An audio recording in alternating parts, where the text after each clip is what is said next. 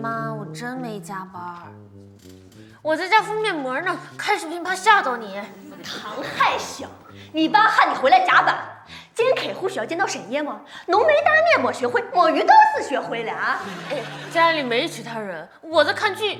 回村的诱惑是电视里的人在说话。相亲？哎呀，我不去，你别瞎操心，我还要做表，喜酒呢。哎，我不说了啊，先睡了，晚安。早知道我也学莫非，下了班就跑，这都什么破工作呀？为什么要把10年前的销售数据电子化？公司有工作 KPI， 我妈有相亲 KPI， 我好难啊。哎，乐乐你变了，换以前你会说，各位老师，这个工作很有意义的，它会帮公司实现什么来着？早说了，连续加班会损害大脑，让记忆力减退。乐乐，你妈也是为你好，好好吃饭，早些休息，赶紧结婚，爹妈关下一代标准3件套。刚工作那阵儿，我妈也催婚，她说饭桌上多个人就好了。但以我现在的加班状况，以后饭桌上不少个人就不错了。好像谈恋爱10个人就行。虽然我有对象，但也没时间去维系感情。28小时没见到小圆圆了，我好痛苦。爸爸比奥特曼厉害多了。爸爸是大公司的经理，爸爸加班可以帮助世界上很多人。哎呀，赶紧听奶奶话睡觉吧啊！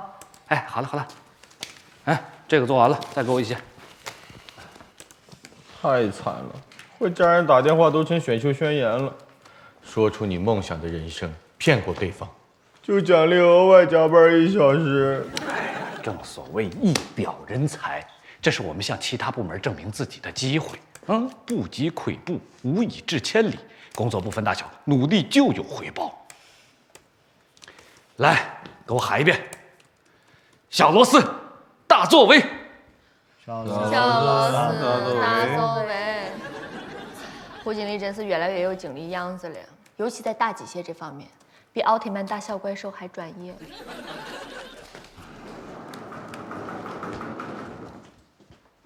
各位老师还没有下班呢？哎，最近可是流感高发期，千万要注意身体。隔壁的那个杂物间我已经消过毒了，现在再把那个打扫一下。辛苦啦。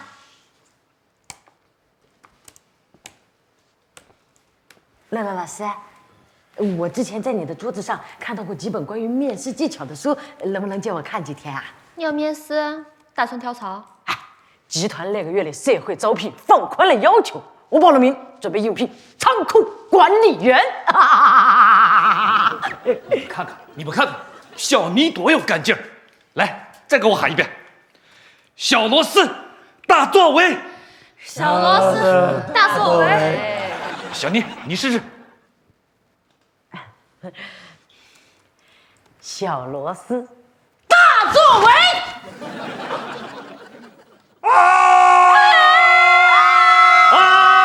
你们终于有精神啦！他们做过的和没做过的混在一起啦！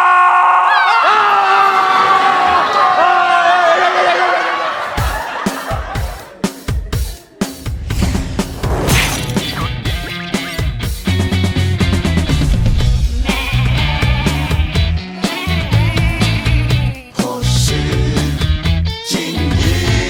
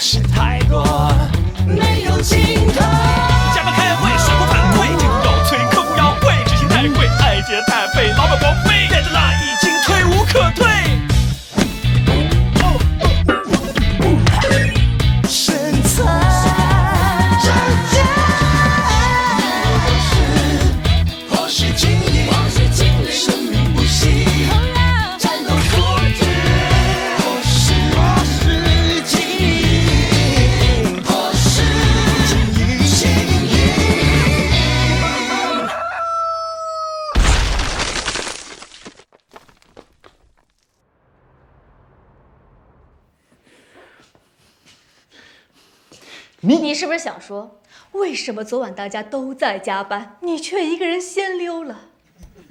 那你肯定知道我会反驳说，什么溜走？我昨天明明按规定整点下班，大摇大摆唱着山歌从大门出去的。莫非呀？莫非呀？这次的工作非常重要，需要整个部门一起发力，你怎么能掉链子呢？而我会说，我们部门什么时候做过重要工作？你个可怜虫加班还加出优越感来了。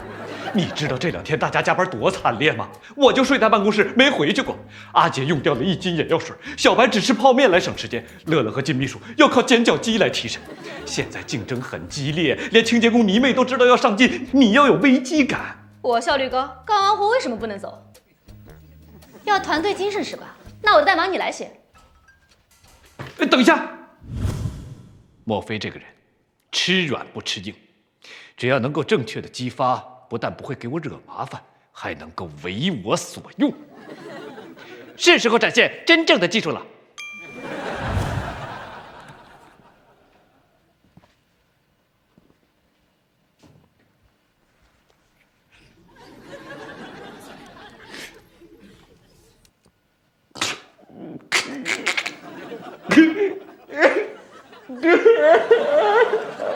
你怎么了？我好难受啊！为什么你的工作能力那么强？你不应该叫欧阳墨菲，你应该叫欧阳昊天。不要羡慕姐，你学不来。女儿啊，是爸爸没用。爸爸要是有墨菲姐姐1半的工作能力，就能给你讲睡前小故事了。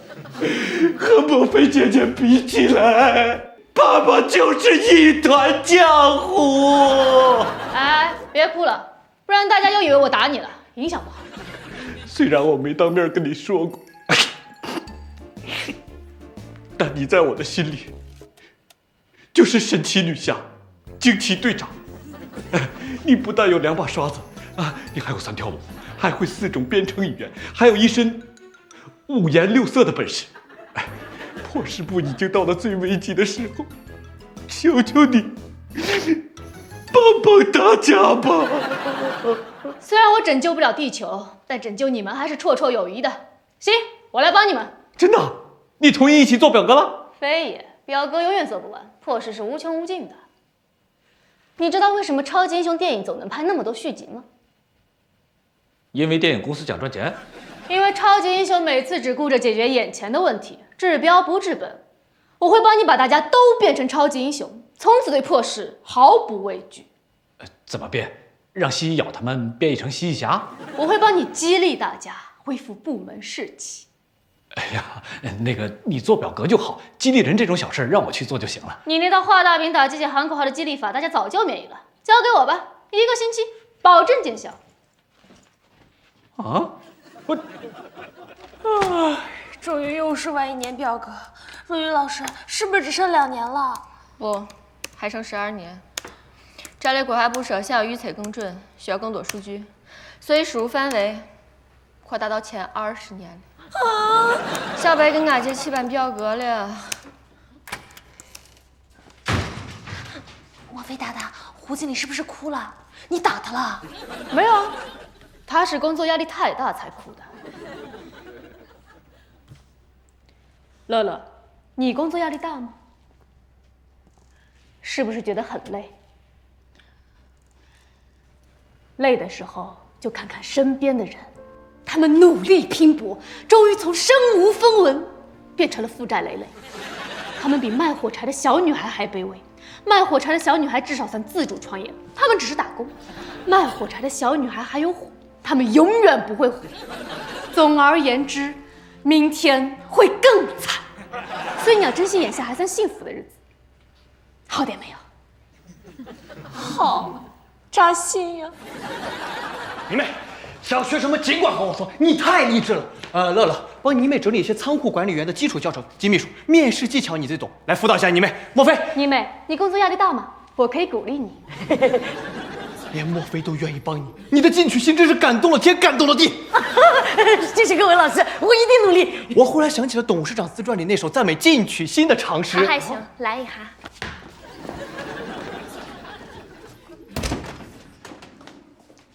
你晚上不回消息，一来上班就害得没破，衣服上还有血。你昨晚通宵打架，脑子让人打坏了。打架不提倡，打赢坐牢，打输住院。我昨天去见客户了。你把客户气到喷血了？怎么可能？那是个女客户，怀胎10月还在工作。我们在咖啡馆里聊工作，她忽然羊水破了，我只能送她去医院。客户的老公还在外地赶不回来，我全程陪着她，她实在太疼了，咬破了自己的舌头，才喷了我一身血。直到今天早上，孩子终于平安降生。哎，你想知道孩子的名字吗？不想知道。那提醒你啊，千万别答应帮你妹培训。孩子姓杜，名字叫子腾。你咋不改名叫贤弟胃疼？赶紧去劝俺你妹，叫她趁早放弃面试。你妹人不笨，只是学历低一点。现在有机会跳跳，当然要把握住。而且她人不错，平时会主动帮我们的忙。这么优秀的苗子，为什么不帮？我当然清楚你妹的为人，可她一来没有专业知识跟经验，二来没参加过大公司面试，应聘成功的可能性太低了。她一口方言，去面试会叫人家笑话的。万一心态崩了，做不好了，我这是为她好。只要概率不是0，就应该尝试。金秘书，你要不是勇敢尝试，怎么有机会加入全公司最重要的部门，并成为我的左膀右臂呢？我当初要是知道破事不由你，一定绕道走。天天打鸡血，我都要叫鸡血淹死了。总之，你别去帮你妹，你帮的越多，她伤的越深。金秘书，你这么说，我觉得你说的对。但咱们不能这么直白的告诉你妹，伤人自尊。我委婉的和她讲。你啥时候学会委婉了？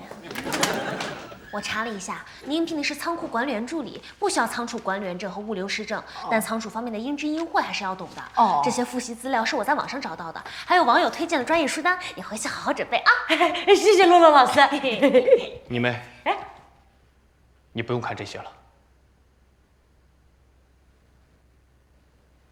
不是，那我有个更好的主意。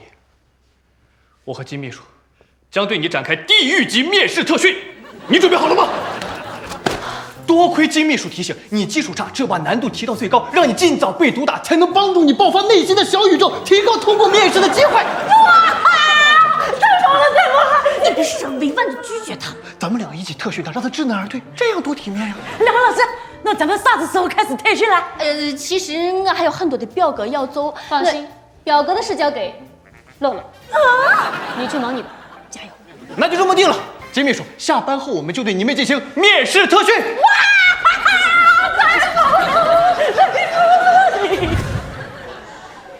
唐海星喜欢瞎起劲，我可以理解。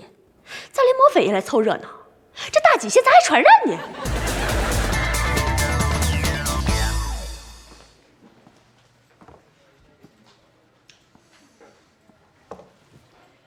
莫非老师，咨询个问题。金老师客气了，正好我也有事请教。咋才能让一个人放弃目标呢？简单，连问对方3个问题，一个问题比一个问题直击灵魂。比如打游戏碰到烂人，就问对方：“你在野区刷微信步数吗？狗随便踩键盘操作都比你强，你知道吗？你怎么还不如狗呢？”对方十有8九就退了。我懂了，就好像当年王熙凤对林黛玉说的：“妹妹几岁了？可也上过学，现在吃啥药？”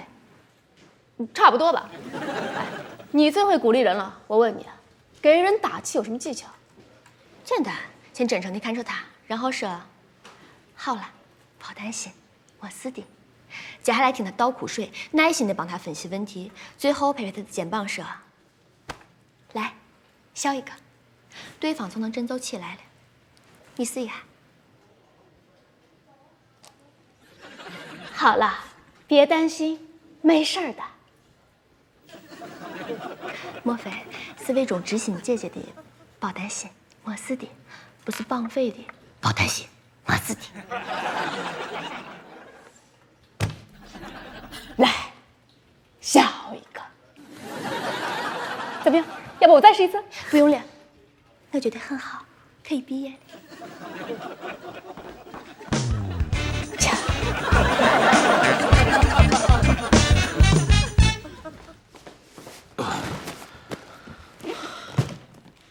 怎么了？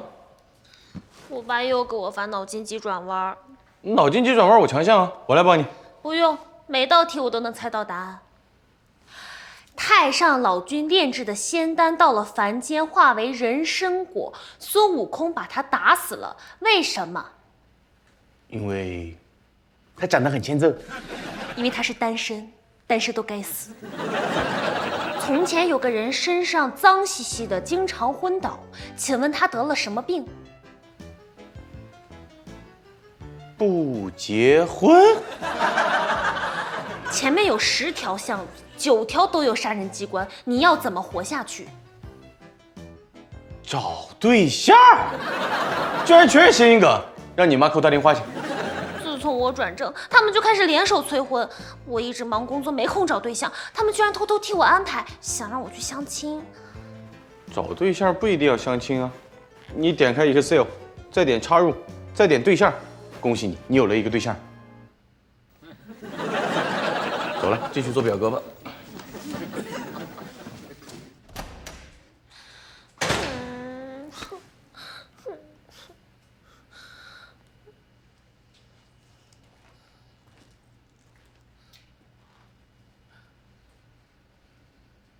找对象。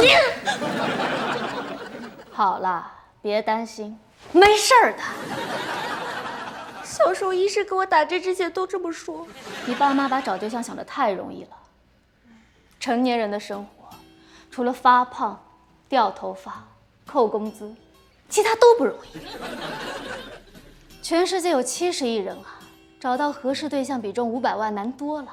好容易网上聊到一个合适的，一见面，哎，大我10岁，还是秃的，真是好看的皮囊 VIP 可见，有趣的灵魂颜值有限。莫非丹娜，找对象真的有这么难吗？不光找对象难，2个人一起生活更难。有些人出现在你的生命里，就是来给你添堵的。他会一口咬掉你的大半个冰淇淋，还会忘记你的生日。最让人绝望的是，你每天早上醒来都会发现，他压到你头发了。我觉得床大一点应该能解决压头发的问题。床大了就能幸福吗？从你动了找对象这个念头，就已经有一大堆烂事排队等着你了。你知道离婚的主要原因吗？是结婚。离婚以后，你又2婚3婚，你越活越不明白，心里一堆情伤，身后一堆烂债。你人到中年，站在大楼天台，忽然想起曾经的自己，每一天苦命加班，根本没空恋爱，一人吃饱全家不饿，薪水不多，但每一分钱都花在自己身上。原来单身那么美好，原来眼下的日子那么美好。来，笑一个。怎么笑得跟哭似的？你觉得哪部分鼓励还不到位？找对象、婚后生活，还是上天台？我再给你强化一下。不用了，莫非大大。其实我并不想单身一辈子，我是想找男朋友的。我烦恼只是因为没相过亲，不知道相亲是不是适合我。早说呢！不过相亲我不太了解，等我回去查查资料再来鼓励你。挺住，千万别崩溃。等我。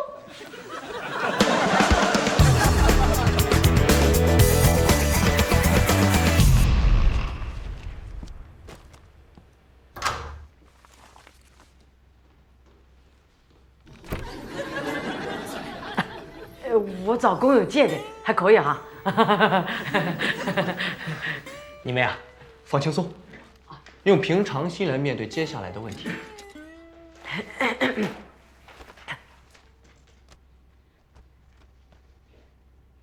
你妹，你配吗？你跟这份工作的关系，就好像你的上衣跟裤子的关系，完全不配，你知道吗？把毛巾了，赶紧回去洗洗睡吧。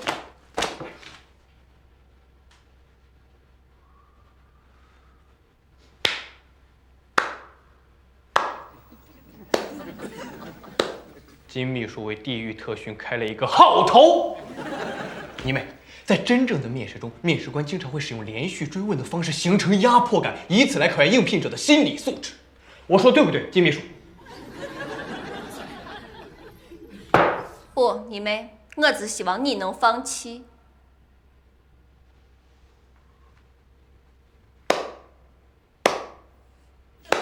你看，金秘书已经完全进入 HR 的角色了。你们打起精神，不要辜负若雨老师。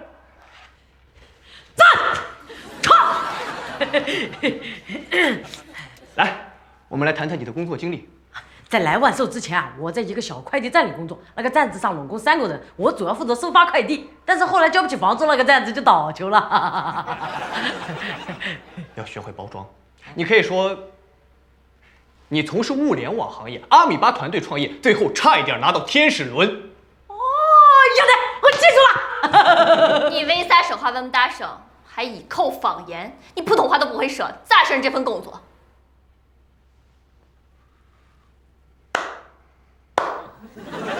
你妹，你看若雨老师多重视你啊！你还没听明白吗？若雨老师让你尽快学普通话，不要重蹈他的覆辙。若雨老师不惜自揭伤疤来提醒你，还不快谢谢若雨老师？谢谢若雨老师啊。我们继续啊，谈谈你的缺点。我嗓门大，有次提醒主管这个裤子拉链没了，结果整个餐厅都听到了。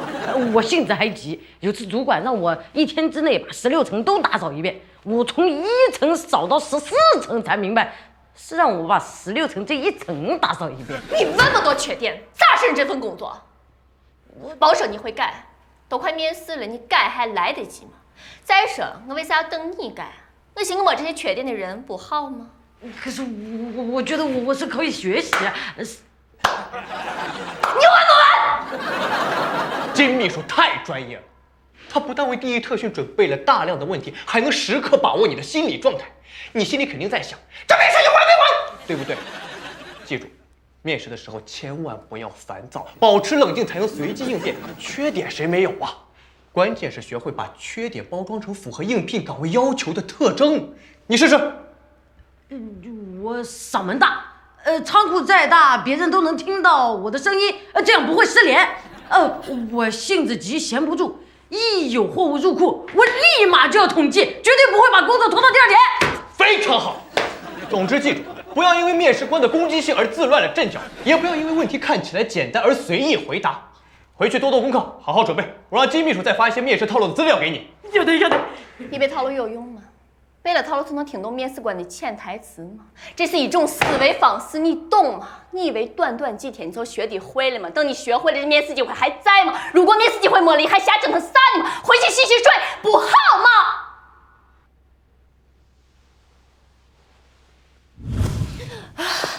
你们对不起，我也不想把话讲到这份上了，都怪唐海香。唐海香，我看你这回咋往回掰扯。金秘书说的没错，你妹，你落后别人太多了。对你来说，只有一条路可以走了。金秘书跟你一起去参加面试，就算这一路凶险，我们也会陪你一路走完，这是我们对你最坚定的支持。太好了，有了若雨老师，我的心里就放心多了。谢谢若雨老师。唐海香，单聊一下。你妹，记住啊，面试途中考官一起出去也是一种套路，他们可能在暗地里观察你，你不能放松啊！记住了。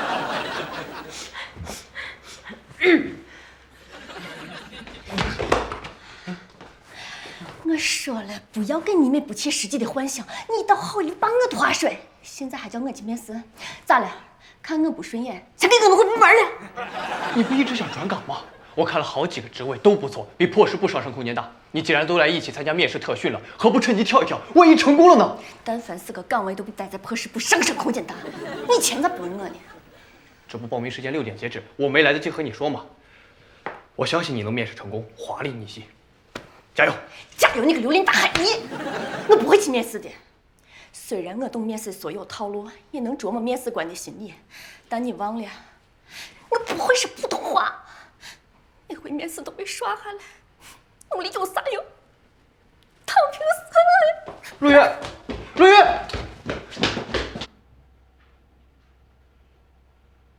海星老师，若雨老师。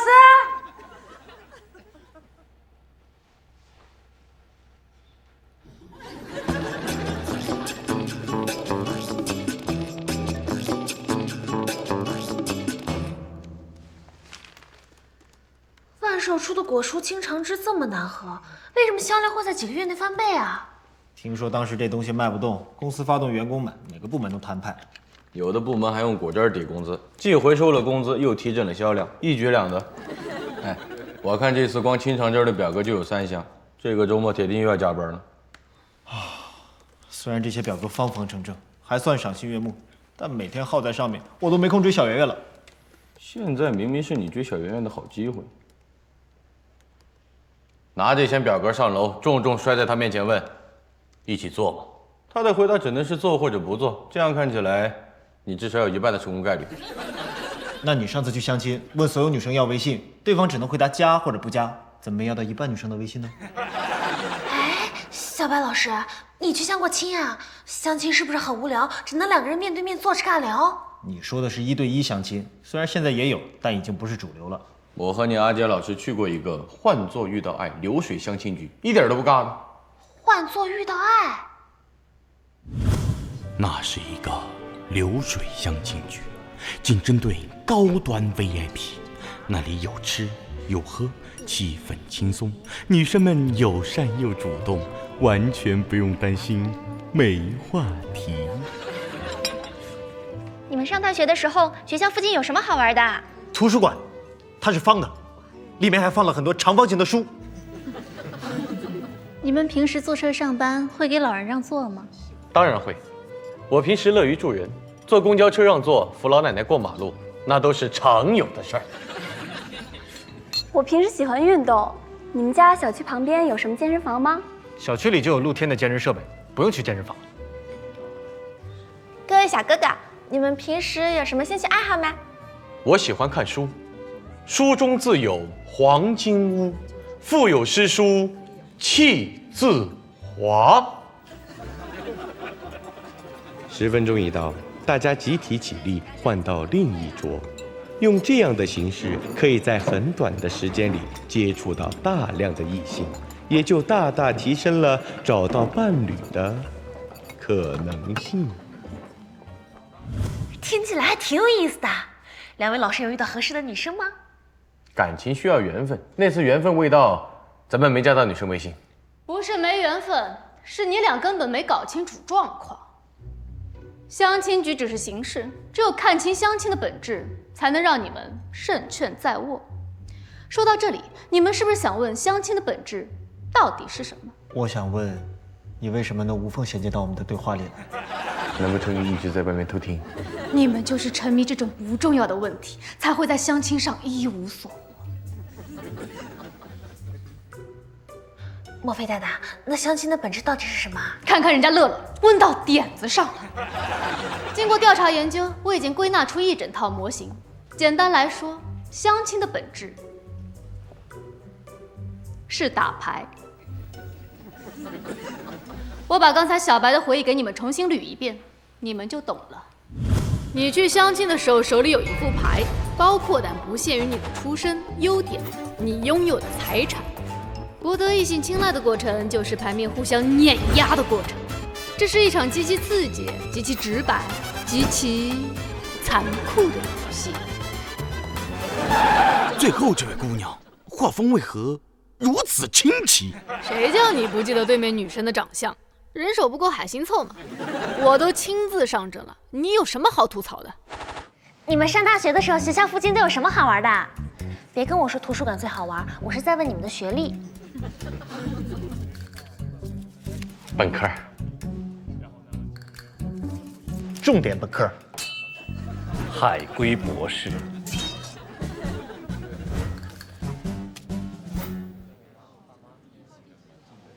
我家给哈佛捐过楼，想要什么学位，直接提需求就行了。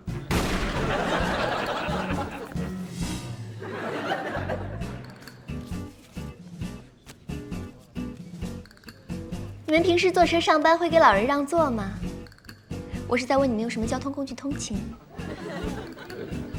我住公司楼下，走路就能上班。我乘地铁。补充一句，我真的会让座。我开车。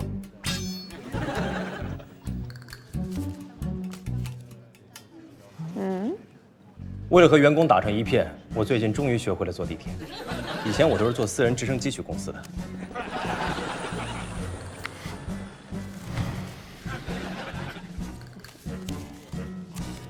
你们家小区旁边有什么健身房？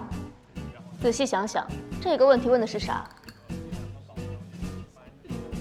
健身房的档次跟小区的档次成正比，所以我们是在问你家小区的档次。我家地处市区繁华路段，承载城市文明记忆，不是文物，胜似文物。我家远看是车，近看是房，上路是车，停下是房，未来生活方式新范本。市区大平层，房价年年涨，好租好卖。他们有的我都有。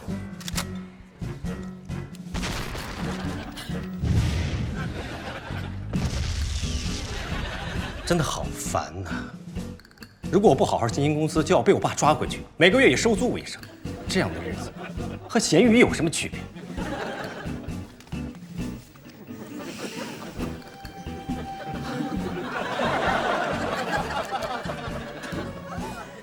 各位小哥哥，你们平时有什么爱好没？别跟人家说什么看书之类的哦，人家关心的是你的消费水平。我喜欢玩扫雷，不花钱，因为我每个月的薪水大部分要还房贷。不过放心，剩下的钱每个月看一次电影还是没问题的。我喜欢看电影，而且我没有房贷烦恼，每个月想看几场电影就看几场电影。我们还可以一起开着房车去其他城市看电影。我喜欢美食，虽然薪水不低，但要照顾老人，每个月还要供车供房。吃好吃的可以让人缓解压力，每个月我可以带你吃2次豪华大餐。我喜欢红酒，有自己的酒庄；我喜欢滑雪，有自己的滑雪场。哎，你们喜欢边喝红酒边滑雪吗？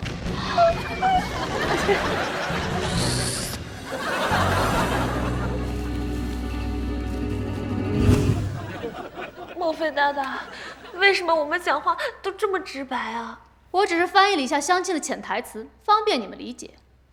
你们都没搞清楚对方问什么就草率回答，能得到异性青睐才有果力。在理解了相亲就是打牌之后，相亲时的聊天就非常直观了。我再给你们举个例子。哎，等等，能不能别用谈海星眼女人了？没问题。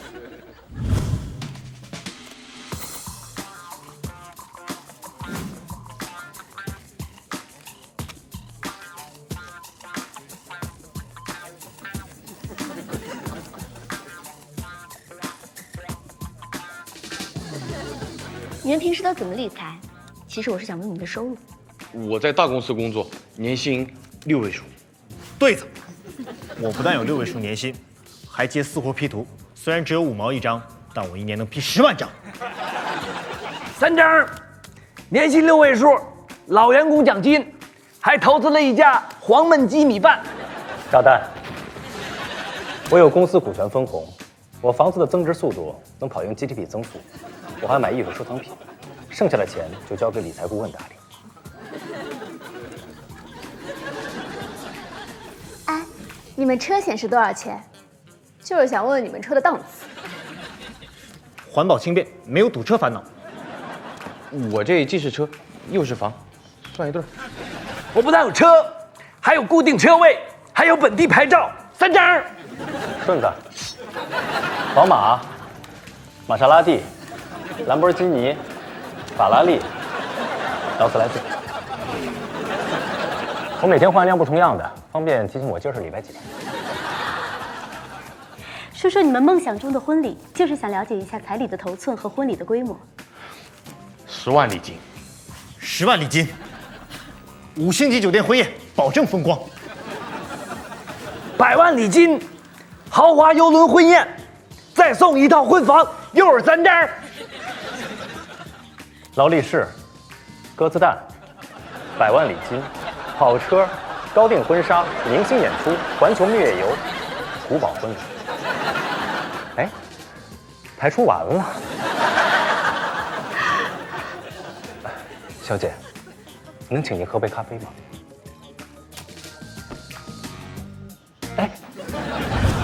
记住，相亲的时候要一次性把对自己有利的牌打完。相亲真的只能谈物质条件，就不可能通过相亲找到真爱吗？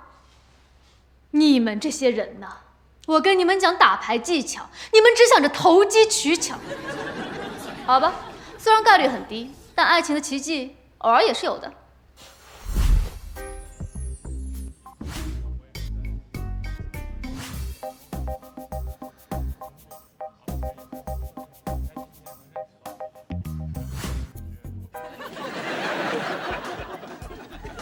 你们在哪儿上班啊？我其实想问你们做什么工作的。我是一名律师，有自己的律所，在小区里做调解。需要法律援助吗？我是个文案，在世界502强上班。我是设计师，工作体面，生活有品质。我家里是做建筑机械的，目前我是董事会成员，以后早晚要接我爸的班。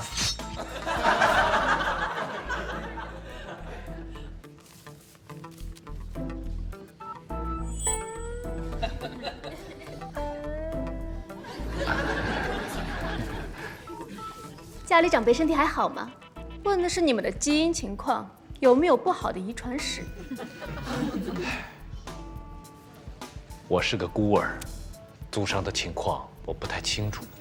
我家祖上都很正常，我家祖上不但健康，还有多发基因，保证中年头发茂密不油腻。咚咚。我全家3高：高鼻梁、高个子、高智商。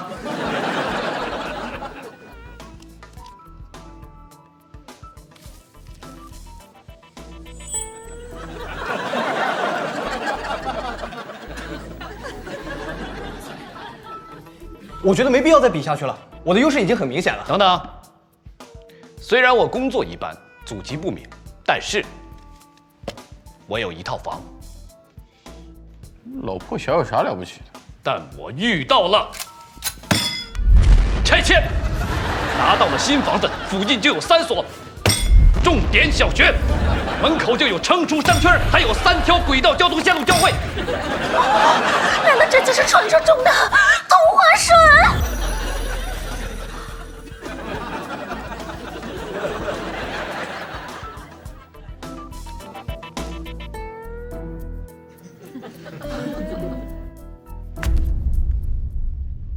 感谢你对我不离不弃，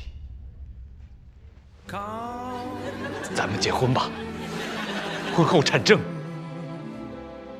改你的名字。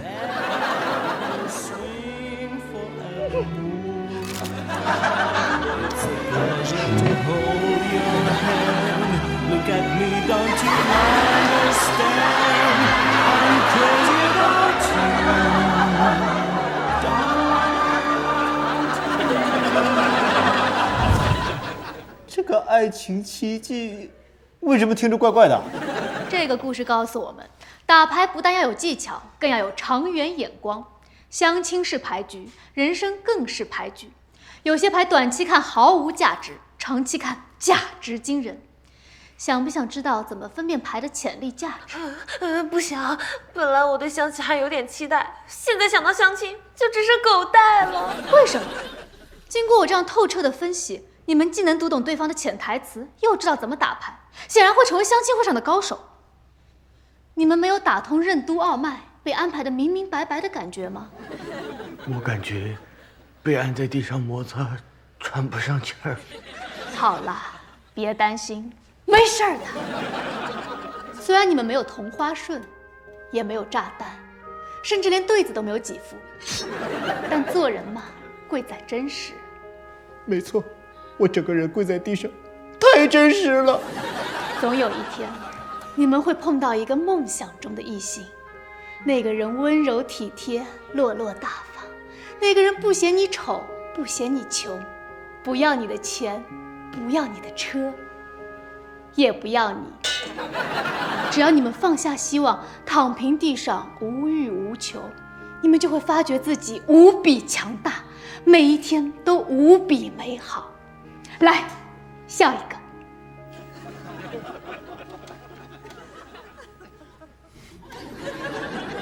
哦，我还有一个问题，这种高端相亲局，你们俩是怎么混进去的？我批了收入证明，多加了2个0儿。后来我们就被拉黑了，再也进不去了。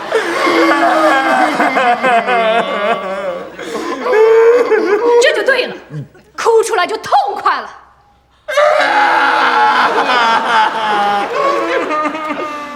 你也要加油哦。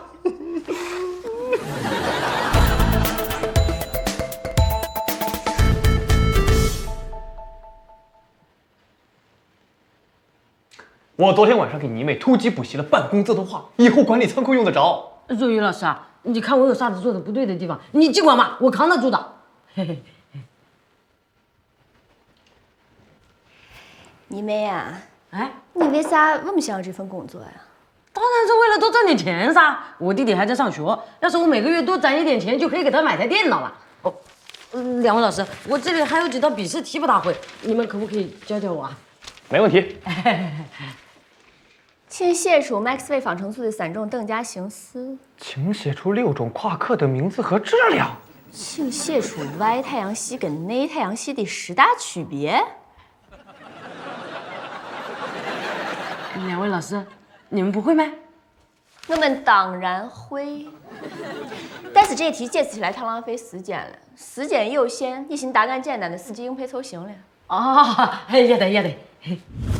这题也太难了，现在竞争都激烈到这种程度了，我要是丢了工作该咋办呀？现在竞争也太激烈，压力好大。我该怎么办呀？哭啥哭嘛？我也想哭了。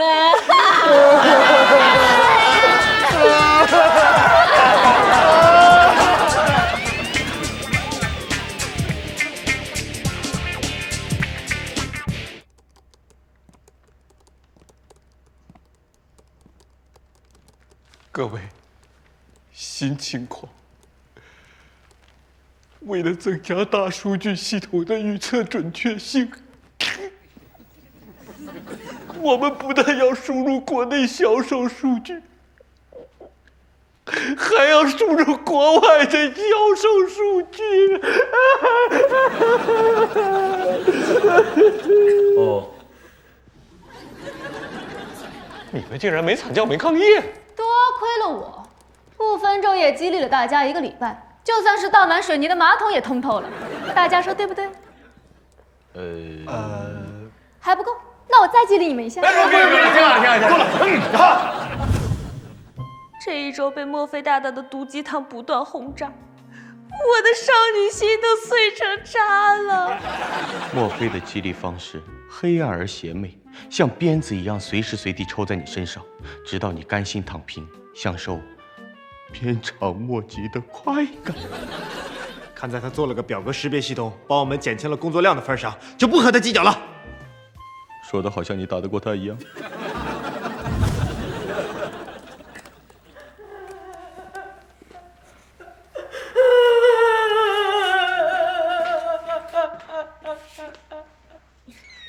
你们面试结果出来了。你们，你别太难过了，尽力了凑好，没通过凑没通过吧，啊？我通过了，我也要变成正式员工了。那你为啥一副考试没及格的表情？我一想到以后不能再给大家打扫了，我就舍不得呀。那么难的笔试题，你都答出来了？我只答对了几道，但是有好多人直接弃卷了，我至少没交白卷就进了面试。面试官没嫌弃你的口音。多亏了若雨老师你呀，我那段时间天天看新闻，苦练普通话。各位观众晚上好，欢迎收看今天的晚间新闻。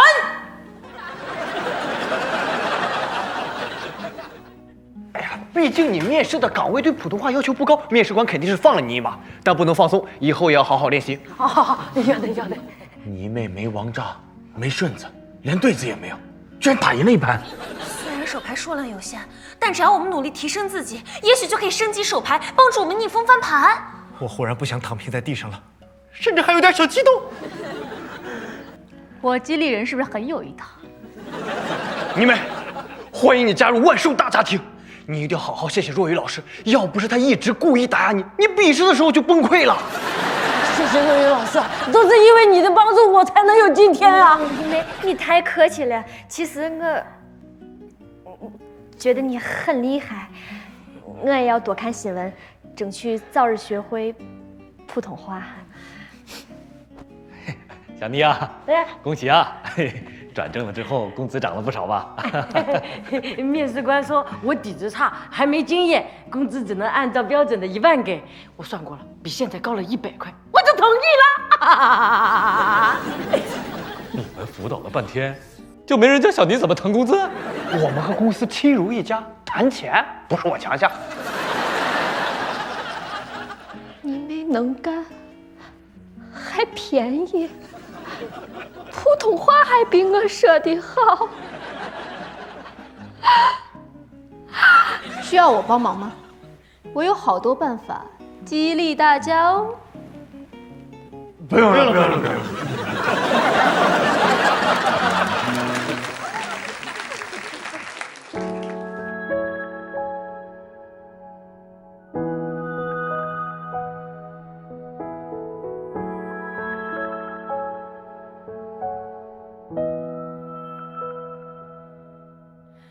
电视坏了，却呆呆凝望，哭湿了头发，迷恋过往。窗外的细雨滴滴答答流淌，打开了冰箱，空空荡荡。我寻找方向，寻找方向，独自想。